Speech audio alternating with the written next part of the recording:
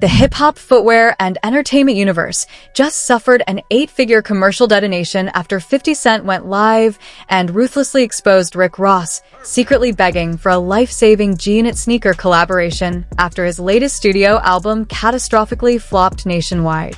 In what is being called the most humiliating corporate exposure in modern rap history, Curtis, 50 Cent, Jackson revealed private, frantic business emails, and encrypted audio recordings showing William Roberts pleading to partner with the sold-out G-Unit footwear line just to prevent Maybach Music Group from defaulting on massive distribution advances.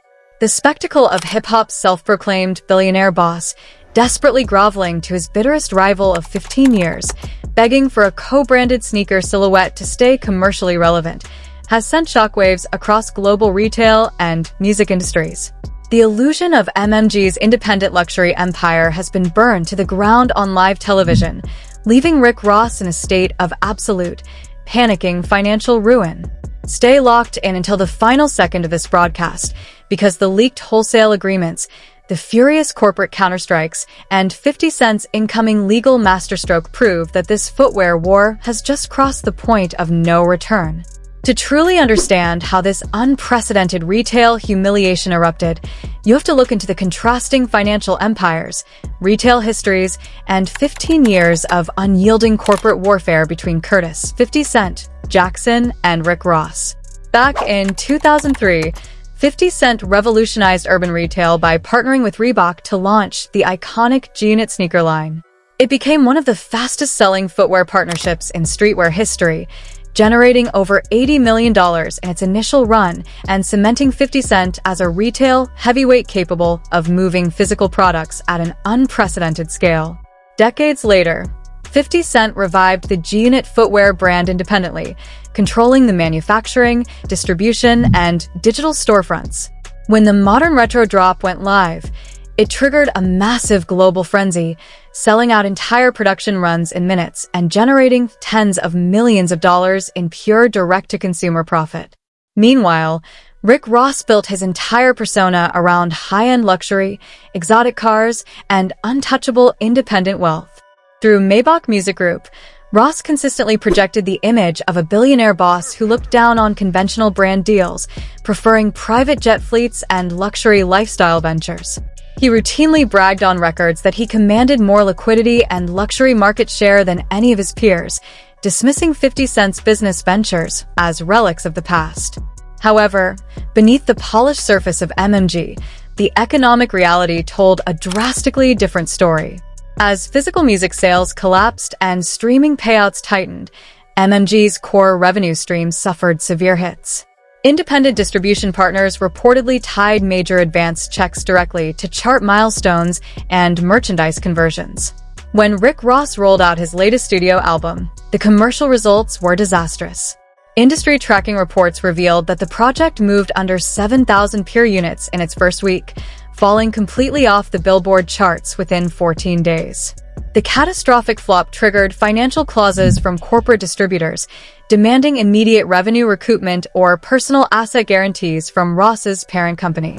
Faced with a massive capital deficit and an urgent need to inject millions into his struggling enterprise, Rick Ross was cornered. His team quietly sought out high-margin retail partnerships that could deliver immediate, high-volume cash flow. With 50 Cent's G-Unit sneakers dominating headlines and generating record-breaking sellout numbers, Ross made a desperate, high-stakes move. Believing their shared history could be monetized under the guise of an unexpected, culture-shifting business truce, Ross secretly reached out through back-channel intermediaries to pitch a co-branded MMG x G-Unit sneaker collaboration. He hoped a limited edition crossover would bail out his label's deficits and restore his commercial standing. What Rick Ross failed to realize was that Curtis Jackson does not negotiate truces with rivals who are on the ropes. Instead of entertaining the pitch, 50 Cent carefully archived every desperate email, intermediary phone call, and sample deck. He waited for the exact moment of maximum vulnerability to bring those private requests to the light of day, setting up a ruthless public takedown that would destroy the biggest boss image once and for all. The public demolition began at 1:15 a.m. Eastern Standard Time, when 50 Cent launched an unscheduled, global live stream from the private boardroom of his Houston production headquarters. Sitting in front of an expansive mahogany desk piled high with newly packaged, collector's edition G-Unit sneaker boxes, 50 Cent looked straight into the camera with an icy grin, held up a custom leather shoe sample, and unleashed complete corporate havoc on Rick Ross. Addressing over 500,000 live viewers within the first 90 seconds, 50 Cent revealed that while Ross was publicly posing on Instagram with rented sports cars, his management was secretly sending begging emails to the G-Unit corporate inbox, pleading for a joint sneaker release to cover millions in unpaid distribution debts. 50 Cent explained that Ross's latest album had performed so poorly that the distributor refused to fund his next video budget unless he secured an immediate commercial licensing partnership. Without warning, 50 Cent turned his monitor toward the camera and displayed verified, high-resolution email threads originating directly from Maybach Music Group's senior executive counsel. The emails, stamped with recent dates, detailed a formal proposal titled Project Titan, G-Unit x MMG Luxury Streetwear Collaboration. In the pitch deck, Ross's corporate representatives proposed a limited 50,000-pair run featuring MMG green velvet accents on the classic G-Unit silhouette, explicitly offering 50 Cent 60% of all gross profits if he would agree to an emergency co-branded rollout before the third quarter financial reporting deadlines. To make the humiliation complete, 50 Cent pressed play on an encrypted voicemail recording left by a prominent music industry broker acting on Ross's behalf.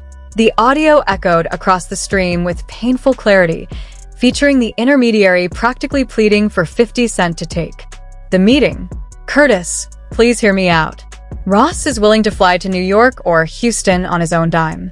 The album rollout took a massive hit, and the distributor is putting immense pressure on the catalog assets. If you do this G-Unit collab with him, it bridges the gap, generates 8 figures in 72 hours, and saves MMG from a devastating asset freeze. Ross is ready to put the beef aside and give you majority equity. Just give him a lifeline, brother." 50 Cent paused the playback, erupted into a thunderous laugh, and taunted Ross for calling himself a billionaire boss while secretly begging his bitterest rival for a footwear handout to keep his lights on.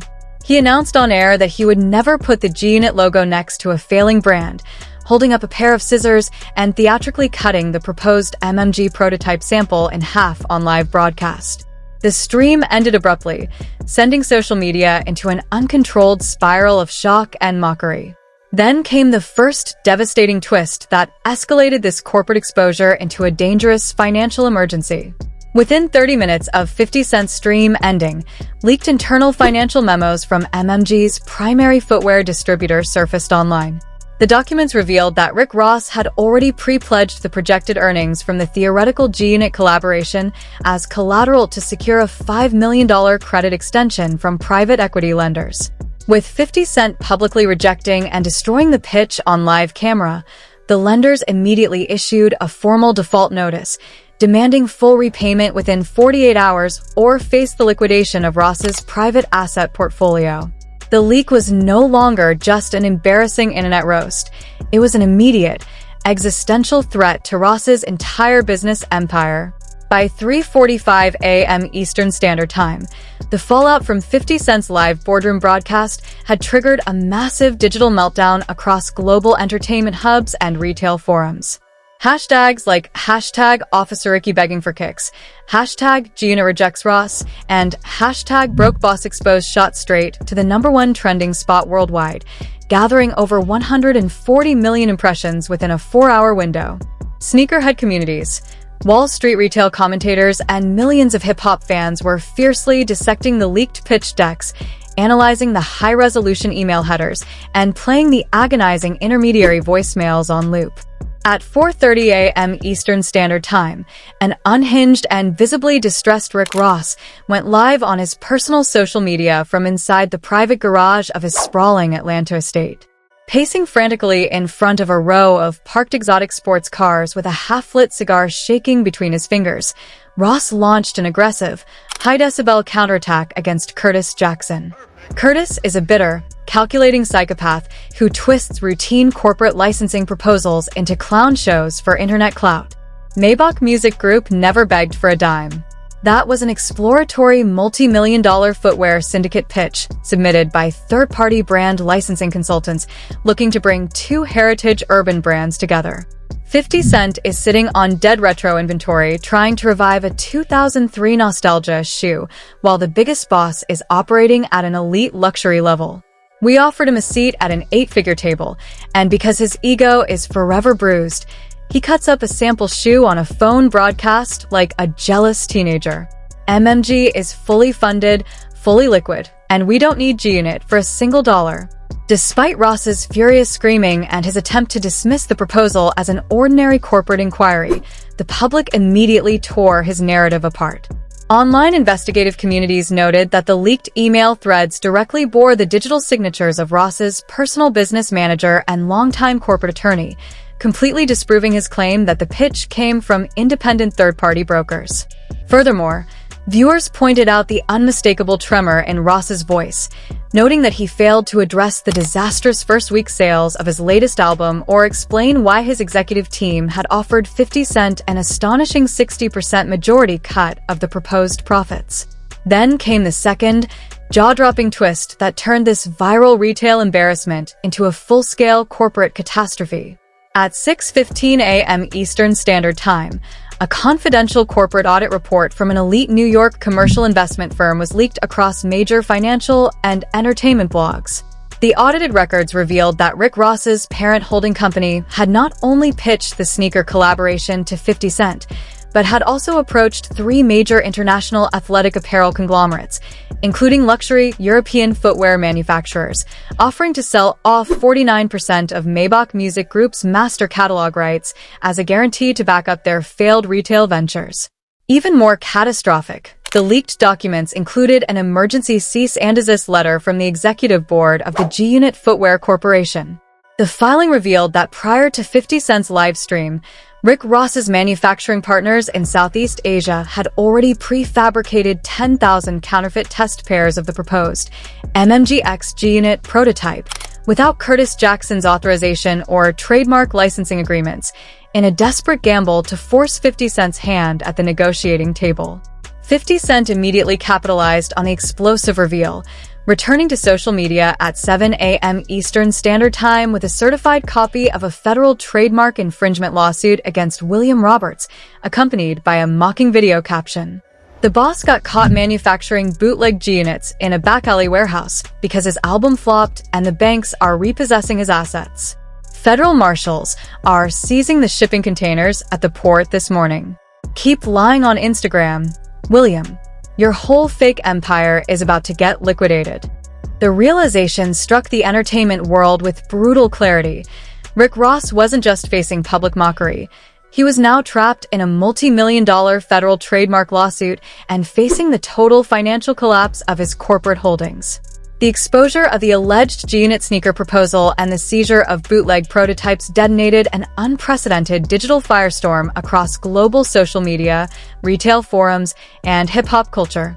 Within 12 hours, the scandal accumulated over 220 million interactions across X, TikTok, YouTube, and Instagram, completely overshadowing every other headline in entertainment. On one side of the battlefield, millions of fans, sneaker collectors, and culture commentators crowned 50 Cent the undefeated heavyweight champion of psychological corporate warfare.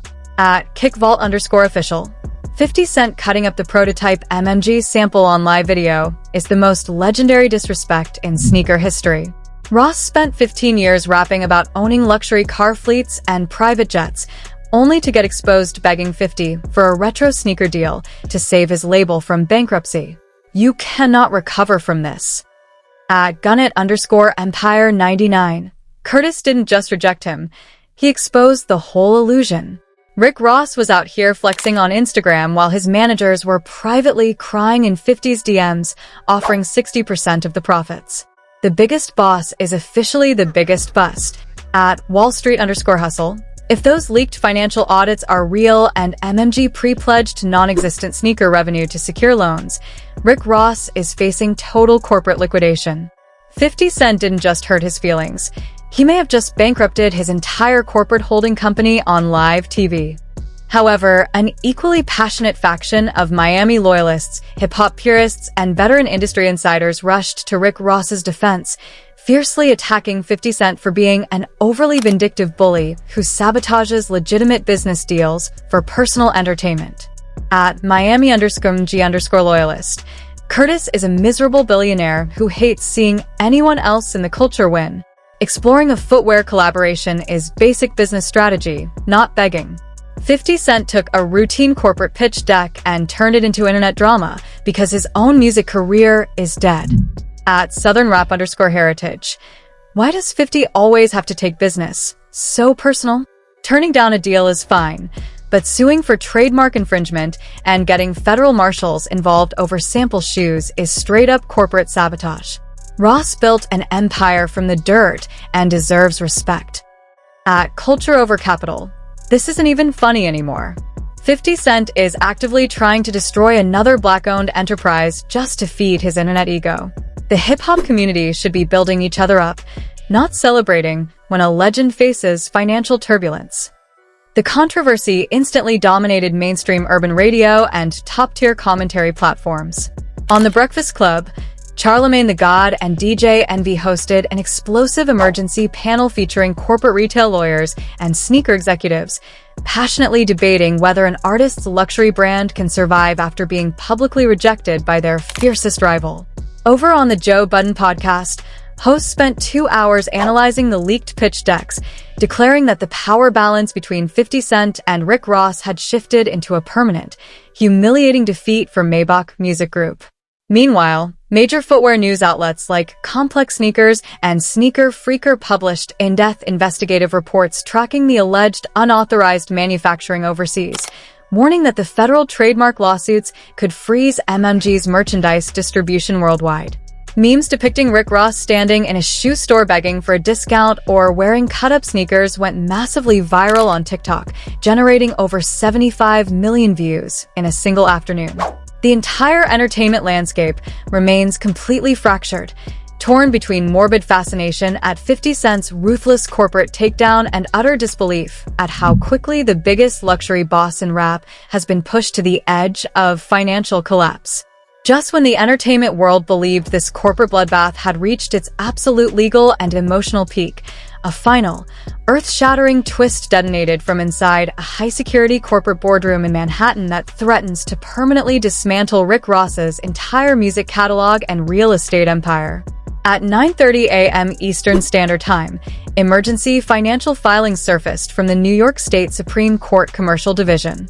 The documents revealed that a high-profile private equity syndicate, backed by major institutional lenders, had initiated formal foreclosure proceedings against the parent LLC, holding the master recording rights to Rick Ross's entire early discography, including multi-platinum classics like Port of Miami, Teflon Don, and God Forgives, I Don't. The filing alleged that following the disastrous commercial performance of Ross's latest album and the immediate collapse of the projected G-Unit footwear licensing revenues, Ross's holding company defaulted on a critical $12 million cross-collateralized loan agreement that matured at midnight. However, the real catastrophic shockwave came when forensic corporate investigators dug into the legal ownership structure of the private equity firm executing the foreclosure. The lead managing partner of the debt-holding syndicate was none other than Curtis, 50 Cent, Jackson's private investment conglomerate, Sire Spirits, and Capital Holdings. Let that sink in. 50 Cent didn't just reject the sneaker collaboration, mock the pitch deck on Instagram, and file a federal trademark lawsuit over bootleg prototypes. Behind the scenes, Curtis Jackson had quietly purchased Rick Ross's distressed commercial debt from secondary financial institutions months ago at a discounted rate. He deliberately waited for the album to flop and the retail negotiations to blow up in Ross's face, so he could trigger the default clause and legally seize ownership of Rick Ross's life's work. The realization hit the music industry like a nuclear bomb. 50 Cent is now positioned to become the legal owner of Rick Ross's entire musical master catalog, his iconic Maybach Music Group trademarks, and several key real estate holdings tied directly to the corporate debt. At 10:45 a.m. Eastern Standard Time, 50 Cent jumped back onto his social media feeds with a chilling, cold-blooded video broadcast from his corporate penthouse. Sitting in an executive leather chair holding a glass of champagne, 50 Cent flashed a victorious grin and delivered an ultimatum that brought the entire hip-hop world to a paralyzed standstill. "William, you thought this was just about some sneakers? You played checkers for 15 years while I was playing corporate chess. I own your debt, I own your notes, and by Friday morning, I'm going to own every single song you ever recorded in your life. The boss works for G-Unit now.